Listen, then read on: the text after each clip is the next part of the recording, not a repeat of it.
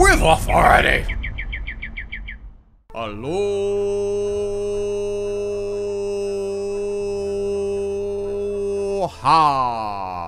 Welcome to the most must-listen podcast in Bay Area sports. Welcome to With Authority. The alohas are getting shorter, I think.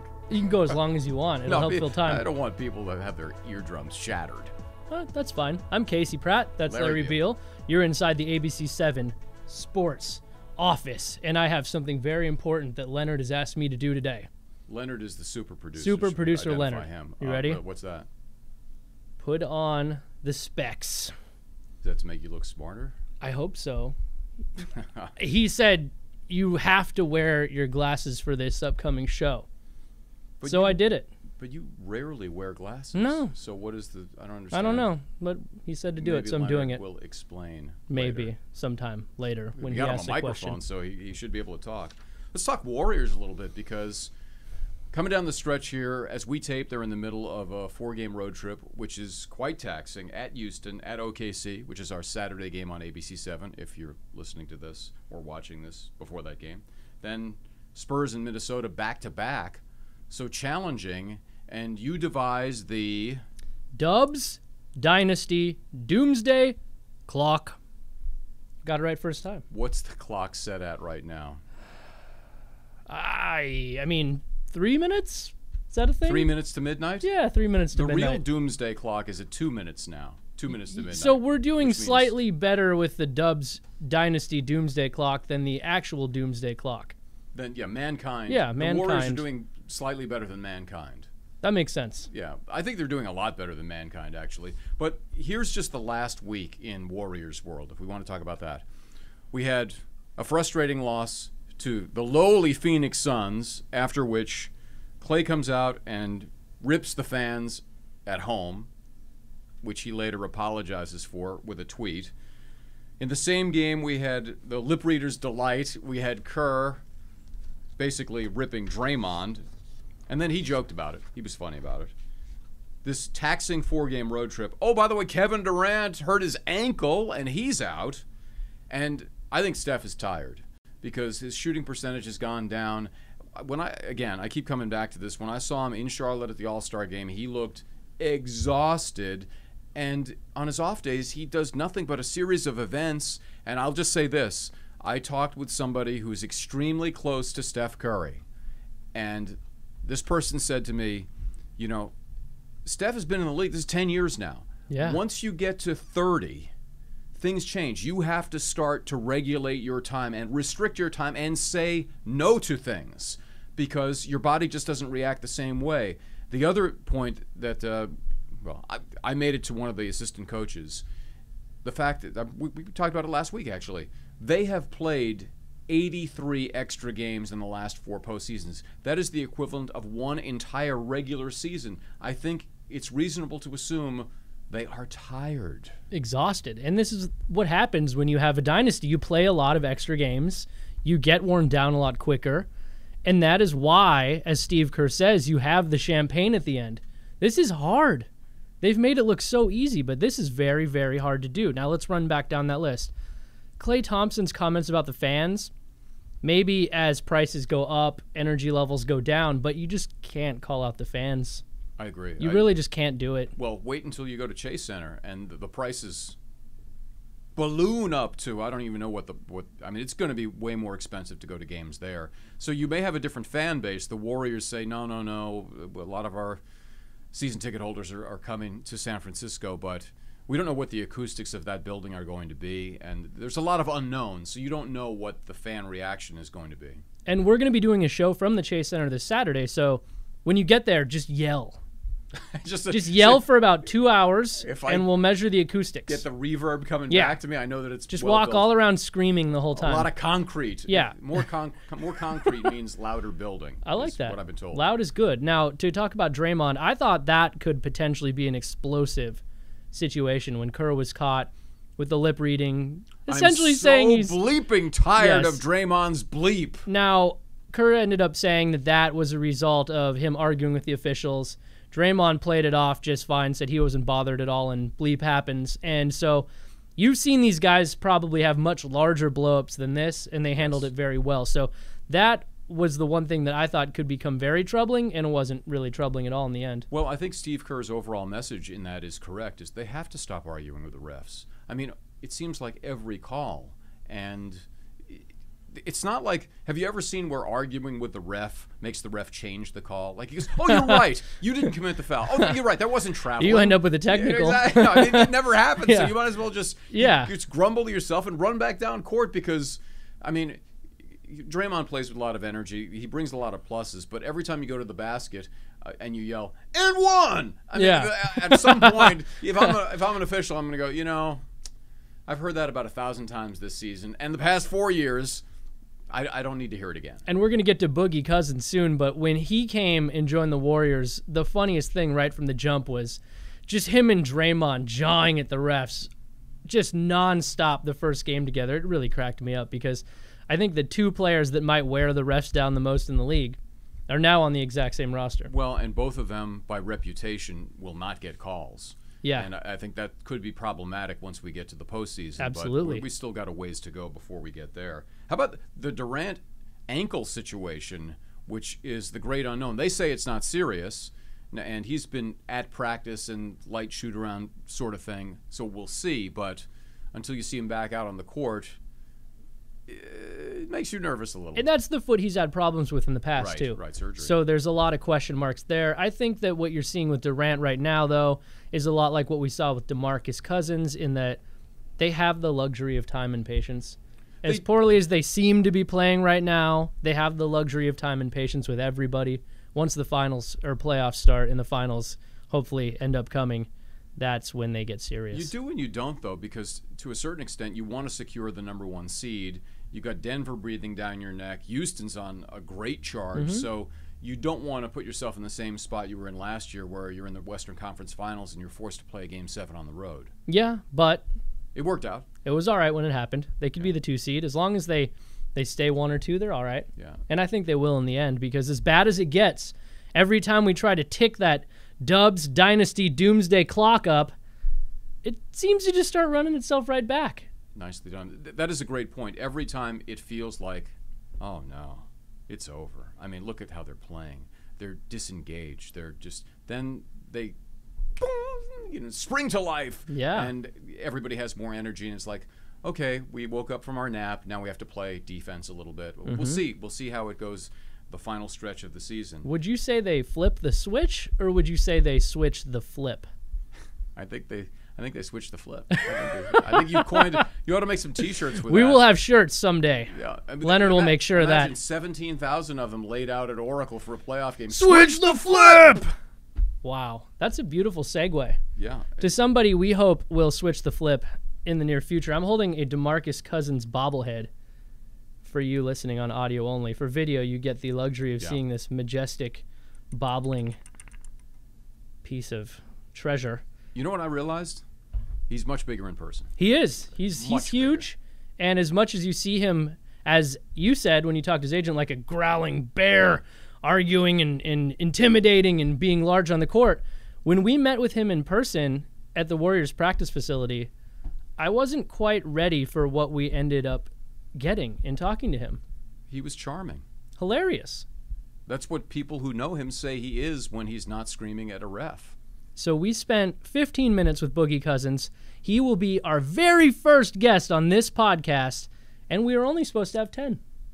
Is that so? Yeah. I didn't realize that. I just kept asking questions. I had no idea there was a time limit. He liked us so much that he let us ask him way more questions than we were supposed to, and take a listen. Everybody knows you as DeMarcus Cousins, also known as Boogie Cousins, also known as Big Cuz, also known as Santa Cuz, also known as Boogie Smooth. Right. And my question to you is, which of those names do you use when you check into a hotel on the road? None of them. None of them? None of them. So you go with the same one that I go with, Jonas Jerebko? Yeah, I got my little alias, so we're going to leave it at that. Oh, all right. We don't want to give up your alias. We don't want any crazies popping up at the hotel room. So. Yeah, that'd be a bad thing, I think. All right. So I was talking with your agent last night, and he said, The funny thing about DeMarcus is, on the court, he looks like this big growling bear, but actually, he just loves laughing and loves making people laugh. And where did that come from? I mean, I guess you could say kind of the life of the party. You know, I'm always the loud guy in the room, always making jokes, always cracking jokes. I like to see people smiling, having fun.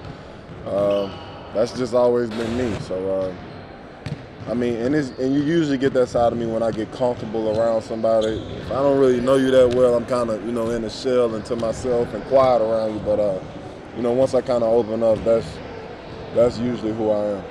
I got to ask, you know, April 11th, 7:30 p.m., Paramount Theater, which is a really nice theater. You're doing your 3rd annual Boogie's Comedy Slam. Now you've done this Sacramento, New Orleans, now Oakland. So, like, where did this come from? How did it come to be? I know you like making people laugh and just being around people, but what was the thing that made you want to do this? Well, one, growing up as a kid, it was a show that used to come on called Comic View. It came on, you know, throughout the week, and it would just be different comics that would come on and go on stage and perform. And, you know, it was like one of my favorite shows growing up. And I've always been a huge fan of like comedy specials and stand-up comedies or whatever the case may be. So, you know, like I said, I've always been a fan, and you know, I actually was inspired by Shaquille O'Neal because he came out with, you know, kind of a series of his own with the stand-up comedies, and you know, and it kind of died out, and I was like, you know, why not come out with my own version? And you know, eventually we kind of tried it out the past 2 years, and now we've upgraded to, you know, a production company and all of that. So, you know, I'm excited about it, and you know, hopefully it's a success. Now your headliner's Mike Epps, right? Yes. Like, this won't happen, but what if Mike Epps couldn't make it and you had to pick one of your Warriors teammates? Like, who could possibly survive a comedy set on this roster? Because that's not easy. Oh, I would definitely go with Andre. Just put him up on stage and just have him just talk and just be himself. So I think he can hold his own for sure. Yeah, I mean, what do you think's harder? Basketball or standing on stage and trying to deliver a comedy set? I would probably go with, you know, being a comedian. I mean, you have to control the entire crowd. You have to, you know, you got to kind of cater to the crowd as well. Basketball, you just go out and perform. I mean, regardless if you score 40 or 30 or 20, it's going to be a guy out there that dislikes you. And it's going to be a guy out there that loves you. Comedian, it's kind of based off the crowd, so it can go good or bad for you. So I would go with the comedian. Just to clarify, were you talking about the refs there? What? Not at all. No. Okay, I want them all to know that was not directed to them. Nothing but love for the refs. Well, of course, always, right? It doesn't matter what happens. They're always respected. Right. They're always perfect. They're always excellent. They do an excellent job, I think. I agree. Difficult circumstances. I agree. Do you have a set? Like, do you have jokes? No, I just want to sit back and enjoy the show and laugh and, you know, just have a good time. I leave the professionals to do that part. Who do you think, if you had to include the coaching staff in that, who's the funniest amongst the coaches? Because each of them has their own little different wrinkle to it. I mean, Steve is kind of intellectual funny. Ron Adams has some moments, but what do you think? I'm going to go with Mike Brown or JC. Jaron Collins? Yeah. Mike is hilarious, and JC's just like goofy in his own little way. I mean, you got to kind of be around him a lot to know it, and he's kind of sneaky about it. So I would have to go with one of those two. Didn't he intern with us? Jaron Collins was one of our interns. I wish I could have seen that. Well, think about this. He and Jason, his 7-foot twin, were both interns. So the ABC7 intramural basketball team that season was not to be messed with. I mean, we just dump it into the posts. I could tell you it was a lot of fouls between the two. Well, it's a lot of trash talking. I mean, that is still going on to this day. Aside from the humor, what have you learned this season? Because I would have thought, especially from the past, like when you look at this from the outside, people say, wow, this is like basketball nirvana. And then it's not as funny and as smooth as you might have expected. Yeah, of course not. And with that being said, what comes with making this machine work, it starts with sacrifice, obviously. You know, every night's not your night. You know, some nights it's Clay, some nights it's Steph, some nights it's K, some nights it's me, some nights it's Draymond. It depends on the night, and it's all about, you know, making a play for the next guy. It's all about sacrificing for the betterment of the team, doing what's best for the team, and that's something that you grow to appreciate, you know, with being around this group of guys. And at the end of the day, we all got one goal, and that's winning games, and the ultimate goal is winning the championship. So that's what I've learned. What kind of an adjustment is that for you, though? You landed in a place where the regular season is essentially practice for the playoffs. I mean, it's a completely different situation than what you've been in before, and I know it's a great landing spot for you. Yeah, it's definitely a learning curve for me because I've been in, obviously, different situations in the past. You know, regular season was almost a fight and a struggle in itself, and then you come here and it's kind of a breeze, and they're preparing for the long haul, or I guess the second half of the season, if you could say. So, you know, it's different, but it's been fun. I've learned a lot. This experience has been incredible. So, you know, I'm looking forward to that second half, the other half of the season. So, it's a long season in itself, for sure. Can I get off basketball again for a second? Let's do it. I heard that your favorite comedian, your comedic influence, so to speak, was Martin Lawrence. I love Martin Lawrence. You love the show, right? Yeah, to this day, that's my favorite show. Have you ever seen the episode where he has to deliver a baby? If you haven't, Google the clip, because that, like, to me, will always stand out. Where he had to deliver the baby. He had to deliver a baby. And it was one of the funniest things I've ever seen. No, I don't remember that. I'll show it to you after. Yeah, I got that thing, man. Yeah.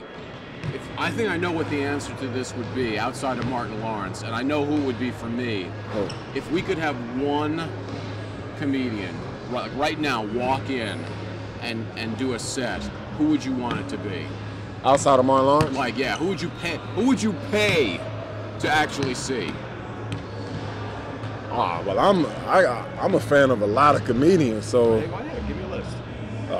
Well, obviously Mike Giltz. I love Tony Roberts. Huge Kevin Hart fan.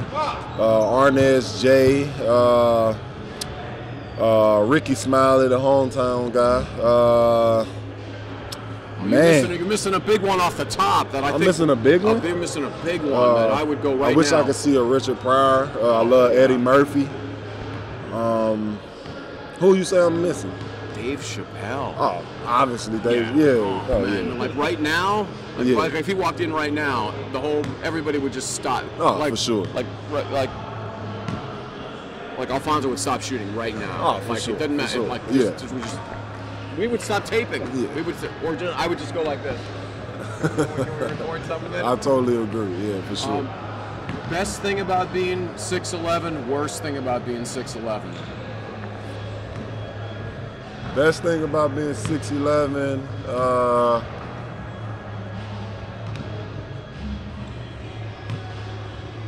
never have a problem reaching anything, I guess you could say. Worst thing about 6'11"? You always stand up. Always. Yeah, that's not always great. Yeah, not always great. What's the funniest thing you've been a part of since joining the Warriors? I have an idea. I've seen you a lot at practice, so I have an idea what I think the funniest thing I've seen you do is, but I want to know what you think it is. It's probably one of the daily arguments me and Draymond have. We literally argue every day about any and everything, so we'll probably start with that. Yeah. What you got for me? All right, so the other day, we were all standing over there. We're waiting for you to come talk. We heard you're going to come talk. And then Raymond comes up to you, and I saw you book it all the way back here, all the way back over there. He's trying to stop you, man. Everyone was in hysterics, and I think we don't get a glimpse of that a lot, but that was one of the funniest things I've seen. Yeah, me and Raymond have a bit of a love-hate relationship. So do we. Yeah. So do we. Yeah. But you showed excellent agility and mobility. I thought you tested the Achilles there very well, side to side. You know, a little slide, a little acceleration. You got to get the burst. Yeah. All good. It's all there. It's all there. Raymond's my little practice dummy, so yeah, I get some work in when he's involved. We'll pull that clip and run it all the time. All right. And we will show practice dummy to him over and over and over, especially the dummy part. That's we're gonna show that. I don't think he would appreciate that. Well, it doesn't matter. It doesn't matter. We've been working with him so long. So it's interesting. The timing of your comedy show is right after the regular season ends and right before the playoffs begin. How will that get your mind ready for what's coming? You know, it's like I said, it's been a long season for the guys, and you know, just to come off of that and, you know, kind of be able to let our hair down for a day and, you know, just enjoy the event and, you know, laughter, smiles, just to ease your mind and, you know, get ready for this long haul that's ahead. Now, I said we won't ask too many basketball questions, but I want to ask you this. You're doing a basketball camp coming up, and I know it's a thing you do every year, right? So, I mean, in a completely different way, how does that kind of give back and give you an opportunity to interact with some of the youth and kind of teach them the way to go? You know, the youth is very important to me. I've said it time and time again. The youth is obviously our future. Just presenting, you know, opportunity, you know, belief. Had these kids believing in themselves. I can only imagine how much things would have been easier for me if I just was presented an opportunity or had a guy of my stature, per se, to come in and tell me the things I needed to hear. So just presenting those type of, you know, opportunities and chances for the kids, and hopefully it makes a difference for them. It's great you do that. Yeah. You do so much off the court. I know in Sacramento you did a ton. Same thing back in Alabama. What motivates you? Is it just your own upbringing, or are you just seeing a bunch of kids that have potential? What is it? My own upbringing. I know how tough it was for me. I know how many kids get kind of, you know, per se left behind or forgotten about, and you know, those are the kids I want to reach out to. Those are the kids I want to help. Because, like I said, at one point I was one of those kids, and you know, like I said, if I was just given an opportunity, I know how much easier things would have been for me, and I just want to make that chance easier for this next generation, and so on and so forth. Can we?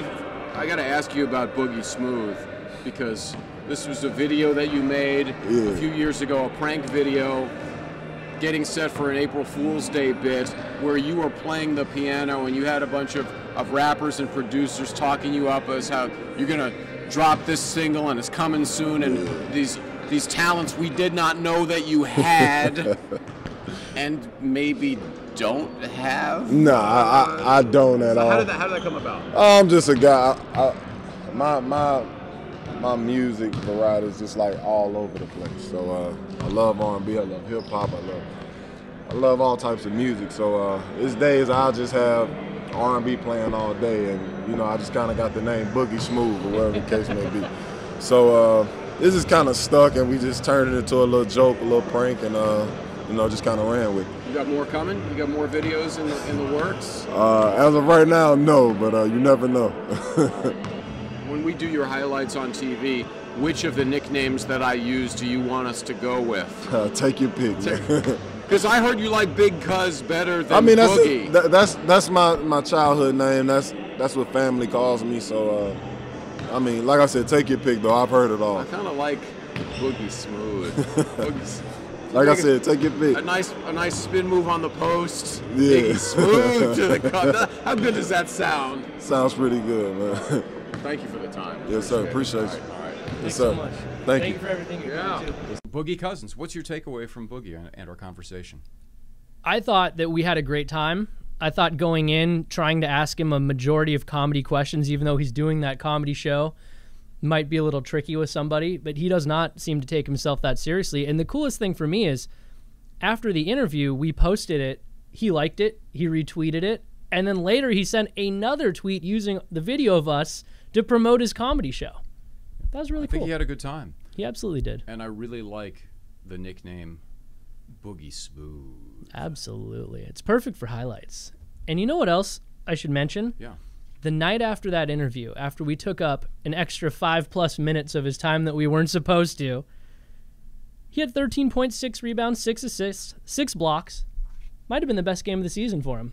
So with authority karma, right from the jump. You want to take credit for his good game? Is that what you're saying? Absolutely. Well, that's low, but we'll go with it. We'll go with it. What jumped out to you the most?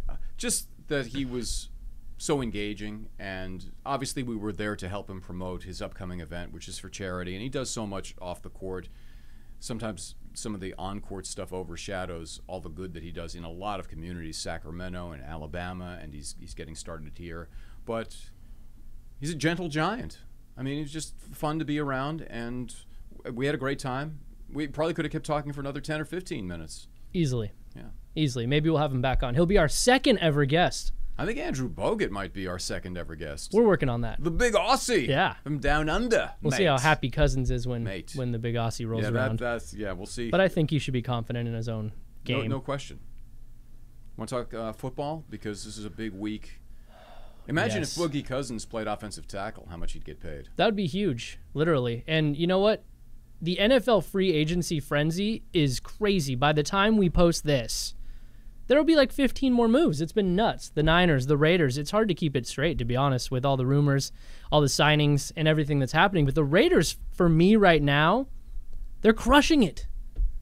They're having a great offseason. Yeah, I'm shocked, actually, because I was pretty down on the whole Gruden situation and the moves they made with Khalil Mack and trading away Amari Cooper and all of that. And I just thought, I hope Mike Mayock can save John Gruden from himself. And maybe he has already, because they only gave up a 3rd and a 5th round pick to get one of the best receivers in football. The whole Antonio Brown thing is kind of crazy because he was acting, I mean, he was doing anything he could just to get out of Pittsburgh, including Mr. Big Checks.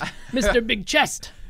I'm not even sure if it's chest Which or one checks. Is it? I don't know. It could it be doesn't both. even matter. It's both now. Actually, he's got a new deal worth yes. $50 million. And he still has a big chest. Yes. But he was acting like crazy and dyeing his mustache blonde, which I don't even know what was going on with there, but seemed to just be, and I thought, is he nuts? I mean, what's wrong with this guy? And then I actually watched an Instagram live feed from his house in Miami, which is unbelievable. His house is crazy, but he has, it's like Disneyland in his backyard with this gigantic pool and slide set, and it's like 4 people can go down the slide. Everybody has an individual slide. Oh, man. I mean, it's really cool. We should need our own slides here. Yeah, we got a Nerf hoop. I think we're going to have to be happy with that. Yeah. But anyway, he seemed pretty normal at that point, just having a fun day with his kids, and then when he showed up at the Raiders complex, and he came out of the blue for the Raiders. They said that they had really no intent of pursuing him. Then once it became a possibility, we get AB. You change everything for that. Get a guy who's over the past 6 years has averaged over 100 catches and 1,500 yards per season, coming off a 15-touchdown year. I mean, you're giving up 2 draft. You made the great point about a 3rd and a 5th. It's ridiculous. And they have 3 first-round picks this year. They didn't even have to give up one of them to get Antonio Brown. Right. This is a Hall of Fame wide receiver potentially in his prime.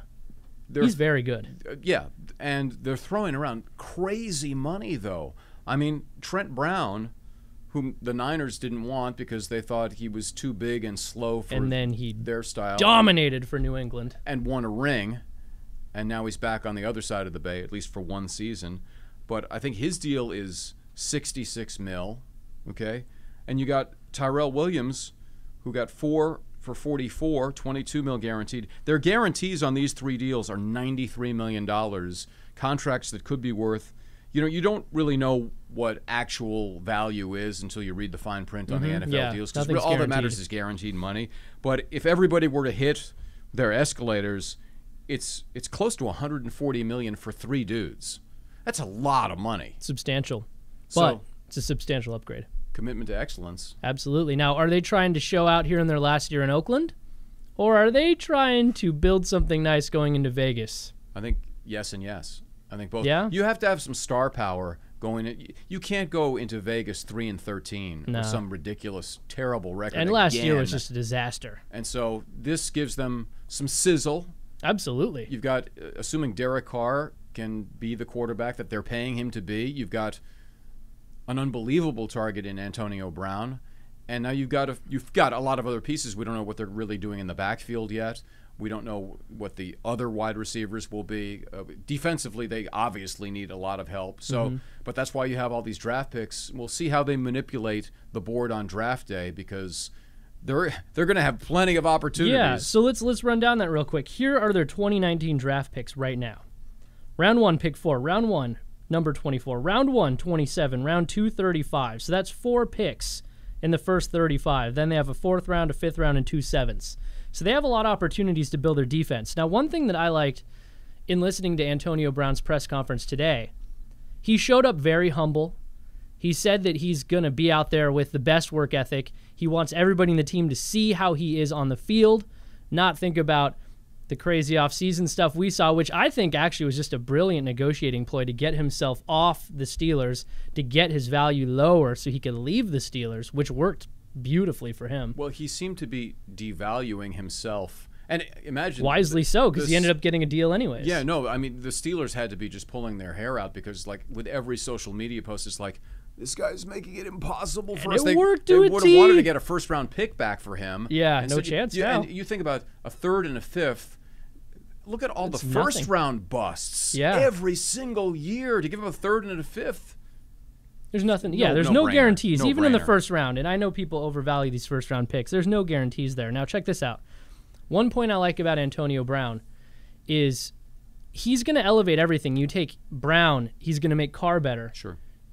The other Brown's going to make Carr better too. And so once the offense is better, then the defense gets a little less pressure, and it's going to have a trickle-down effect. So I think if you look at Derek Carr, 18th in the NFL in deep ball attempts. He averaged 7 yards per attempt last season. That was 18th in the NFL.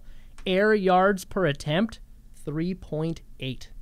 That's not a lot of deep passes. That doesn't sound good. 3.8. That's from here to that camera over there if you're listening on the podcast. That's not very far. So I think when you have Antonio Brown, and then you also get Tyrell Williams, who's a fantastic receiver too, made a lot of big plays for the Chargers, especially down the stretch in important games.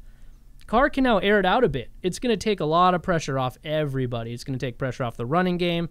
It's going to take pressure off the whole team. And I think that if you can stack some nice picks defensively here, the Raiders could turn it around pretty quickly. And I was ready to write them off completely. Yeah. I think they should be shooting for 3.9 per attempt. I think that's attainable. I think that's absolutely attainable. Yeah, 3.8 is not very much. 3 guys does not make a team, so they've got a lot of other holes to fill. But it actually is a sign that they know what they're doing, or they seem to have a plan, and I think that's good news for fans of the silver and black. And before we move on, I can't possibly get out of here without saying this. Antonio Brown won me a fantasy football championship last season. And I'm going to remind Larry Beil of this every time I have a chance, because I offered him Antonio Brown for Le'Veon Bell straight up. Le'Veon Bell never played. Brown won me the championship. Power dynamic switched in the league. Champion. Right here. Yeah. I'm going to live with this for many every time years. I get a chance. Yeah, no, AB killed me. The fact that I did not make that trade and Le'Veon Bell sat out the whole season, and I think he made a huge. I mean, it's not part of this show, but that's $14 million he'll never get back. I know his body's going to be fresher with the Jets, but come on. It's almost time to tell a story, but before we go, I'm going to tell one quick story about that fantasy championship while I have the mic here. Oh, come on. This is like... Antonio Brown was so good in the championship game that I took a nap. I didn't even have to watch anymore, and we won. That was it. All right, this is cruel and unusual punishment. You're just going to keep... I mean, how many months ago was that? It doesn't matter. This is the whole point of the podcast. We hold you hostage, and then we say things that you don't want to hear. Okay. So when we interviewed Boogie Cousins, he's kind of known to be a little bit of a mercurial athlete. On the court. I think on off the court, but he wasn't. But I think that being in the industry as long as you and I have now, I think we've run into some mercurial athletes before. So for Tell Me a Story, I thought it'd be fun for each of us to tell a story about maybe getting yelled at or upsetting a professional athlete in the field. Do you want to go first? No, you should go first. I'll go first. All right. So this was about 2005 or 6. I was a young go-hard at the time. I think that's what the kids say now. Is that accurate? Try hard. Try hard, go hard? Go hard. I think go hard. So are you not trying hard now? I'm definitely not trying hard now. I'm Is totally it a try mailing hard it in. It's a try hard? Whatever. I'll go hard. It's way funnier. So I was in the A's clubhouse after a game pitched by Joe Kennedy, rest in peace. He actually had a great start that day. And here comes little Casey to rain on the parade. So Joe Blanton was hurt at the time, and he was coming back soon. And he essentially was having his rotation spot occupied by Joe Kennedy. So after he pitched really well, my dumb question, and yes, there are no dumb questions, but when you're a reporter, there absolutely are dumb questions. Like in life, you know, it's good to ask questions. Yeah. So I asked him if he pitched well because he felt the pressure to perform to keep his rotation spot for Joe Blanton, and he did not like that question. He was mad at me. So did he yell at you? Not like super like he yelled at me, but he clearly was frustrated and let it be clear in his response. And this was, at least 13 years ago. So I cannot remember the exact words uttered, but I do remember the sentiment of the fact that my question, not good. Not good on that day. So I apologize for that. You know, the fact of the matter is, if you do what we do every single day, every question is not going to be great. Just because the law of averages. Oh, yeah. I remember at the All-Star game a couple of years ago, I was trying to ask Draymond a question, and it was not a well-phrased question, and he just pounced on me. And so, I mean, I laugh about it, but you can't be perfect. I mean, it's hard to be perfect if you're asking these questions. And some athletes are fantastic about it. They kind of pick up Yeah, where they you're know going you with kinda- it, and yeah, they bail you you out. screwed it up. And You screwed it up. they'll finish like kind of for you. And like Bob Melvin's the master of that. No matter how jumbled your question starts coming out, he'll get the sense of it, just cut you right off and answer it. Right. Like he's a pro's pro. But yeah, some athletes will take that opportunity and jump all over it. And I've actually seen Boogie do that a lot. When I was we had to launch the Sacramento Kings TV broadcast after the Maloofs bought the Kings, and I had to institute a full-blown filter for DeMarcus Cousins whenever he spoke. We had to run all of his interviews time shifted on tape.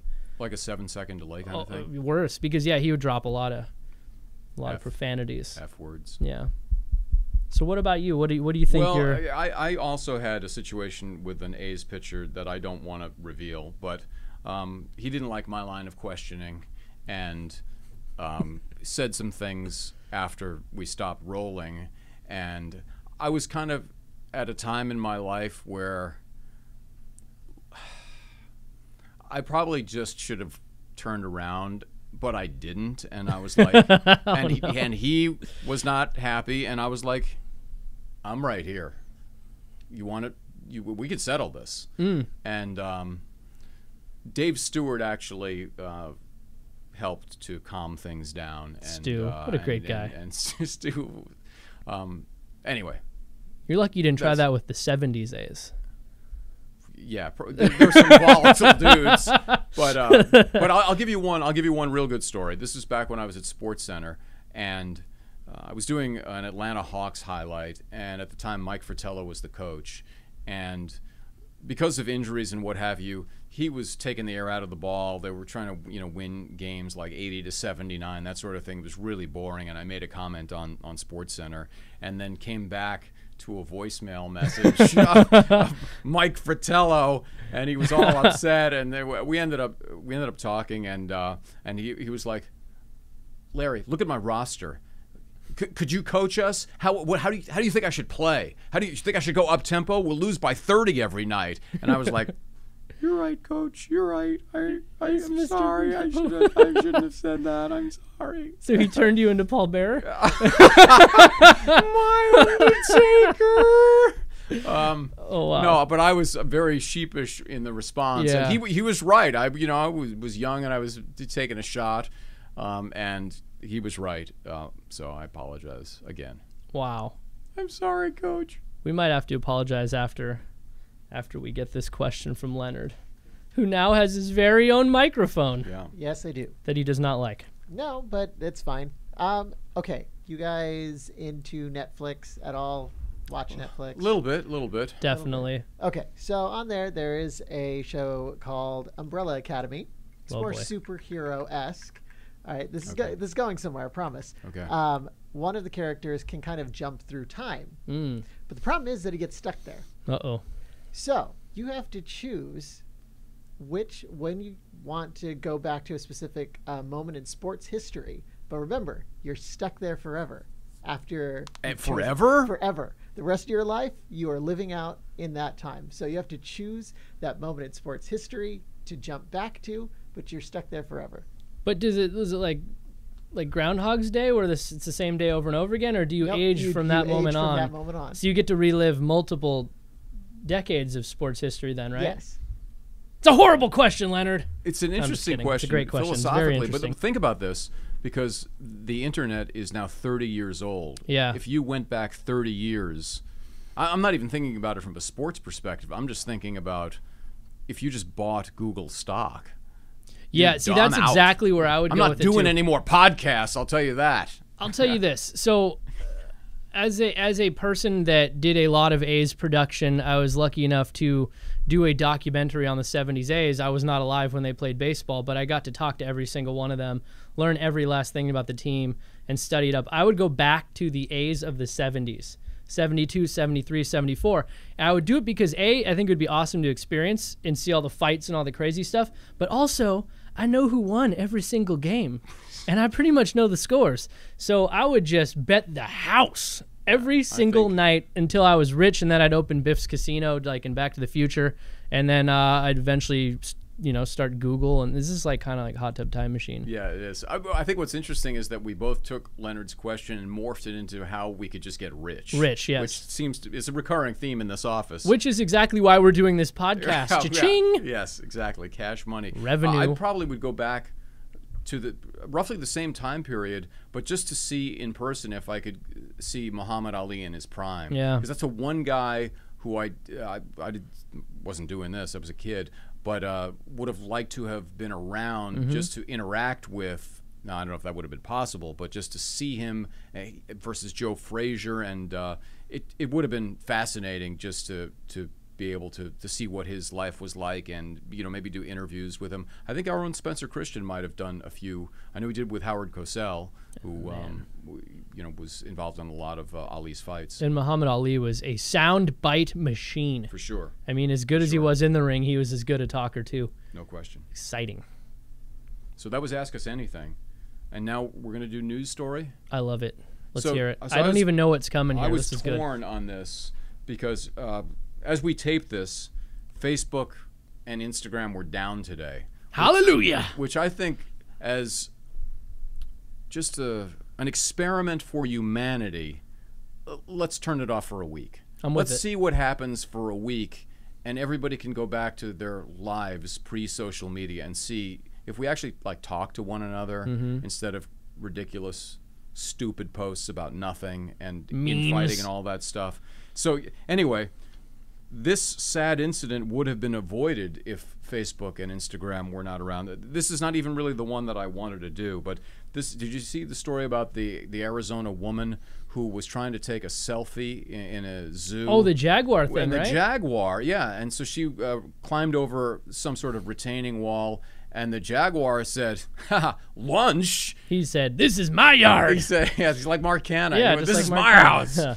house." Anyway, so she got her arm got bitten, and they were fortunately another person distracted the jaguar with something, I think a water bottle or something. Her other arm, which she picked up off the ground. No, that did not happen. But the moral of the story is jaguars don't care how many followers you have. No, they would like to eat them. But that is not even the story that I was going to do.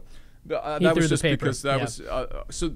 The story that I find a lot of people are fascinated with this week is this whole college admissions cheating scandal. And this guy has been indicted, William Rick Singer. Apparently has been in this business for 25 years where he would figure out a way to either bribe officials to doctor SAT scores, get kids' scores higher, or in some cases have the proctors correct their answers on scores. Man. In other cases, paying coaches to, let's say, in fact, the water polo coach, I believe at USC, won 14 national titles, has been caught up in this thing and got indicted. So it's not like just random dudes. This is a guy who's at the top of his profession, but they would have parents photoshopping the kids, like this, like little Johnny is a soccer star at his school, except he doesn't play soccer at all. He's 4'11", but he's the starting center on the basketball team. Well, all this stuff is going on. But the outrageous thing is, there was one parent who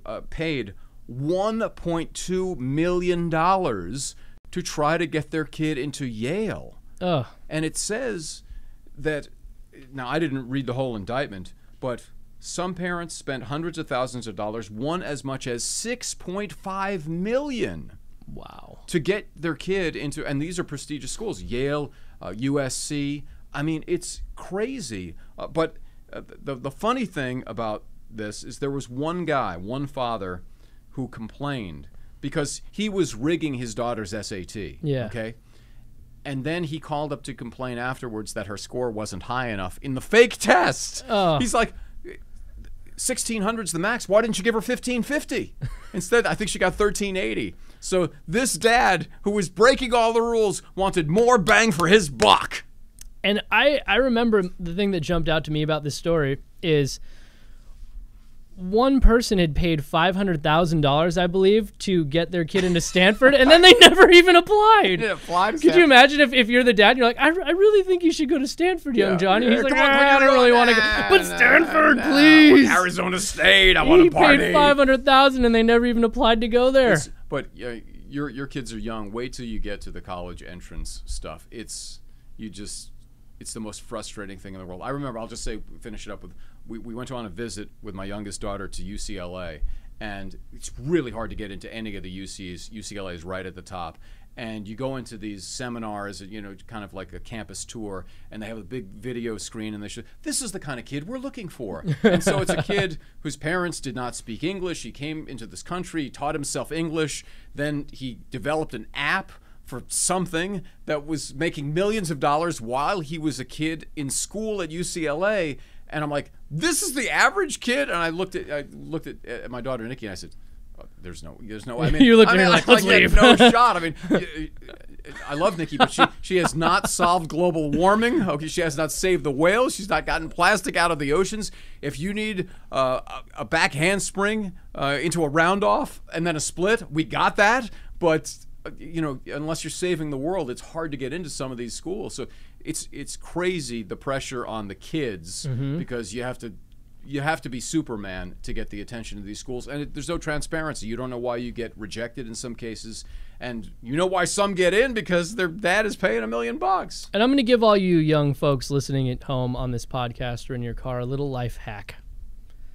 I went to community college for 4 years. And then I went to SF State. For 4 years? Legit. Why did you 4 go years. I didn't know what I wanted to do. Go for 2 years. I wasn't going to waste college. my family's money on a real school when I didn't even know what I wanted to do with my life anyways. But I didn't have to do admissions. I didn't have to deal with anything. I figured it out at community college. Then I went to SF State. I was producing sports in this very department before I had even graduated college. But 4 years at a community college seems like an extraordinarily long period. Isn't that just junior college? Yeah. So you're supposed to spend 2 years at junior college. Oh, yeah. You spent 4 years? Yeah. That must have been pre-glasses, because you couldn't have If I had my glasses, I would have been out in like a month like Doogie Howser, MD. That's a good place to stop. That's a good place, absolutely. But anyways, if you don't want to deal with admissions, if you don't want to deal with a lot of money, community college is all right. Well, it's not bad. 4 years in community college is going to come back to haunt you in future podcasts. And I turned out great. And here you are. And now he's got his own podcast. Look at that. Amazing. And I have a DeMarcus Cousins bobblehead. That's right. He likes us. Wow, what a show. All right. Boogie, our first ever guest. We can't thank him enough. Boogie's Comedy Slam, April 11th, yes. 7:30 p.m. Paramount Theater. Paramount Theater. All right, so let's get out with the subscription pitch. Yeah, subscribe. Download and don't listen. Download and listen. Subscribe and listen. Do whatever you got to do, except don't forget to hit the subscribe button. I'm looking right into the camera and talking right into your ear holes through the speakers. Excellent. Right? Let's say aloha.